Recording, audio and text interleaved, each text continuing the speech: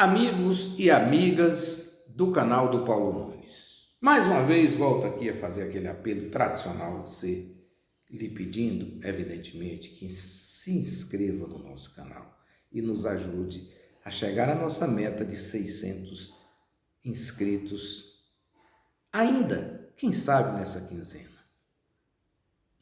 A previsão era para o mês. Já estou pensando em começar a campanha para os 700 inscritos.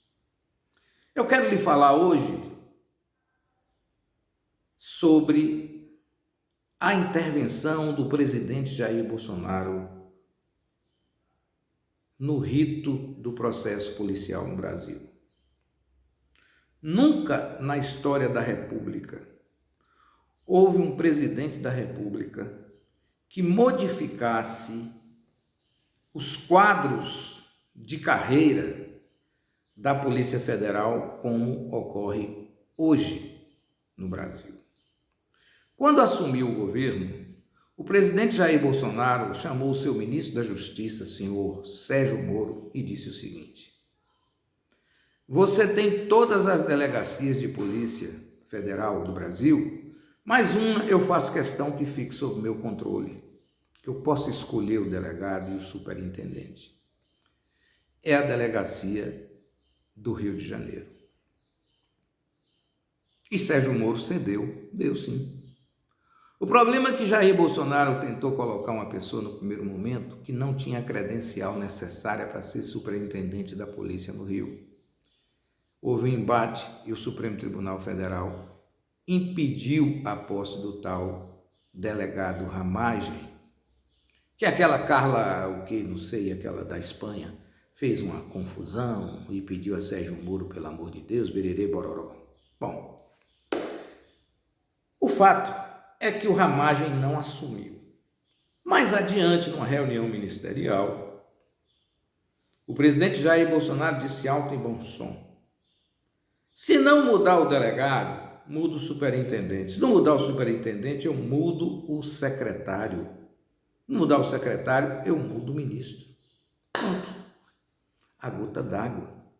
Jair Bolsonaro acabou brigando com Sérgio Moro. Briga de rato, um vai morder o outro. E o Sérgio Moro disse que Bolsonaro interferiu na Polícia Federal. Foi aberto um inquérito que rola até hoje. E o Sérgio Moro jogou cobras e lagartos no seu amigo íntimo e ídolo, Jair Bolsonaro. Por sua vez, Bolsonaro prestou depoimento e a conclusão da polícia é de que não houve interferência. Entretanto, é bom se pensar que existe um interesse muito grande num bairro do Rio de Janeiro, uma zona do Rio de Janeiro chamada Rio das Pedras. É exatamente o reduto do escritório do crime e da grande quantidade de milicianos, do Fabrício Queiroz e do Adriano da Nóbrega, ambos amigos íntimos e parceiros do presidente Jair Bolsonaro. Dessa história de Rio das Pedras, 2 já foram embora. Um que vocês não ouviram falar muito, que era um sargento da Polícia Militar, envolvido no escritório do crime, que foi abatido logo, questão de 20 ou 30 dias após a morte de Adriano da Nóbrega na Bahia. Sinceramente, eu não descarto a possibilidade do Adriano da Nóbrega ter sido eliminado na Bahia por algum policial bolsonarista. Não descarto. O próprio Flávio Bolsonaro, amigo íntimo de Adriano, levantou a hipótese de que a polícia da Bahia teria matado o Adriano sem necessidade. Mas eu acho que ele queria dizer o contrário. Precisava desviar a suspeita de si mesmo. Qual interesse teria o governo da Bahia do PT em eliminar Adriano da Nóbrega? Nenhum. Portanto, essa questão ficou no ar. O fato é que Adriano possuía 13 aparelhos celulares e a Secretaria de Segurança Pública da Bahia garante que não ouviu nada que estava ali. Também não acredito nisso. Só que no meio dessas gravações que estavam em posse da polícia do Rio de Janeiro, houve diversas citações ao senhor, excelentíssimo senhor presidente da República, Jair Bolsonaro. E aí o que ocorre? O inquérito para, porque só o Supremo Tribunal Federal pode investigar o presidente da República. Então nós não sabemos em que circunstâncias se falava em Jair Bolsonaro. O que se sabe até agora é que houve uma reunião com a mulher de Adriano da Nóbrega, o advogado dela, que também é ligado à família Bolsonaro, lá no sul de Minas Gerais. Conversa que não foi gravada e conversa que não se sabe o que acontece. Bom, nesse emaranhado de coisas, você observa que mais tarde o Jair Bolsonaro conseguiu nomear um delegado, um superintendente no Rio de Janeiro, que não foi o Ramagem, mas alguém ligado a você. Mas não ficou por aí, meus caros e minhas caras. Bolsonaro mudou 20, como eu falei no início, nunca houve isso na história do Brasil. Bolsonaro mudou 20 delegados experientes da Polícia Federal. 20 em diversas regiões do Brasil. 5 regiões, para ser mais expressivo.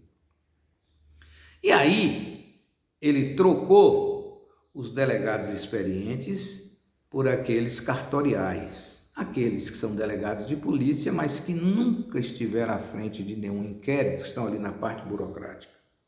Qual o interesse nisso? Não sei, não vou especular. Mas um fato chamou a atenção de todos. Existe um bandido foragido chamado Alan dos Santos, bandido virtual, caluniador de pessoas, espancador de reputação alheia, tramou contra o Supremo Tribunal Federal e o Congresso e, portanto, existe um pedido de extradição e esse meliante se encontra nos Estados Unidos e precisa ser trazido ao Brasil para fazer companhia a Zé Trovão na cadeia. Do mesmo jeito que foi colocado o outro meliante, Roberto Jefferson. Do mesmo jeito que foi colocada a senhora Sarah Winter, meliante também. E do mesmo jeito que foi colocado aquele deputado que é tão insignificante que eu não me lembro o nome, aquele que tem mais músculo do que cérebro, ele também ficou e comeu uma cadeia. Do mesmo jeito que foi proibido, e só não foi para a cadeia porque é deputado, um cidadão também insignificante do Rio de Janeiro, que diz que prega a palavra de Deus, mas na verdade é o demônio em pessoa, isso é o Kelau Ottoni, que não pode ser Ottoni porque Teófilo Ottoni foi um grande brasileiro. Lutador, queria fazer a independência de um pedaço de Minas Gerais.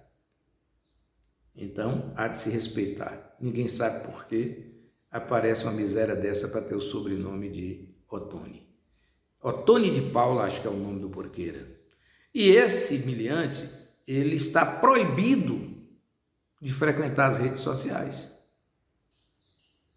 Diz que desafiava o Supremo e tal, está nessa situação. Então, diante de tudo isso, todos esses inquéritos são apurados pela Polícia Federal. Aí você altera, fica sem uma explicação meia estapafúrdia. Mas agora o caso mais específico que eu estava falando é do Alan dos Santos. Ele precisa ser extraditado. E a delegada responsável que estava à frente do caso deu uma declaração que estava havendo interferência política no inquérito. Ora, o cidadão é íntimo, é da casa, é da cozinha de Jair Bolsonaro. E esse cidadão tem algum tipo de proteção aí do presidente da República. Eu perguntaria aos senhores, por que Bolsonaro protege tanto bandido? Eu só posso imaginar utilizando a experiência dos coronéis de Vitória da Conquista. E os coronéis que eu falo eram aqueles coronéis da Guarda Nacional que protegiam muitos assassinos. Alguns interesses eram comuns entre eles. E eu não vejo hoje diferença na questão da modernidade. Por isso, a delegada entende que estão tentando fazer algum tipo de modificação para que a Interpol não prenda e extradite o Alan dos Santos e ele não pague a cadeia. Então, nesse emaranhado de coisas está envolvido o nosso presidente da República, que poderia estar governando o Brasil, poderia estar construindo estradas, aeroportos, construindo navios como era no passado, recuperada a Embraer para construir os nossos aviões como era no passado, poderia estar matando a fome dos brasileiros, poderia estar criando empregos, não era isso? Poderia estar criando condições para que a energia não fosse tão cara, poderia estar criando as condições no Brasil para que os combustíveis não sejam tão caros ao povo brasileiro. Não, está preocupado com as questões policiais. Se preocupa com o assassinato de Marielle, se preocupa com Adriano da Nóbrega, com Fabrício Queiroz, tanto que o escondeu em São Paulo, que foi o seu advogado. Foi o advogado de Bolsonaro que escondeu o Queiroz. Mas escondeu o Queiroz sem Bolsonaro saber. Por conta dele, ele foi lá e botou. Então, tem também o inquérito do roubo feito por Flávio Bolsonaro durante 20 anos na Assembleia do Rio de Janeiro, onde ele fingia que empregava algumas pessoas e ficava com esse dinheiro. Chamam de rachadinha, mas não é isso não, é roubo mesmo. É roubo violento, porque você usa a sua força para tirar de quem não tem força nenhuma, que é o Estado nesse caso específico. O cidadão roubou 20 anos. Fica driblando daqui, vai para o Supremo Tribunal, anula uma prova aqui ou lá. É real que o sujeito é ladrão, hoje é senador. Mas é preciso proteger esse cidadão com o quê? Agora, a essa altura do campeonato, com a luta nos tribunais. Vai ser difícil, caso Bolsonaro seja eleito, que Flávio Bolsonaro vá para a cadeia. Será muito difícil, se Bolsonaro for eleito, que aquela terceira pessoa que estava no carro que matou Marielle também vá para a cadeia. O Ronan Lessa está preso e o Elzo Franco também. Todos os dois estão presos, está faltando um. Mas esse um só será preso caso Bolsonaro perca a eleição. Agora, eu gostaria de estar falando aqui outras coisas do governo Bolsonaro. Sinto muito dizer que tenho que falar do governo Bolsonaro como se eu fosse um repórter ou um comentarista de casos de polícia.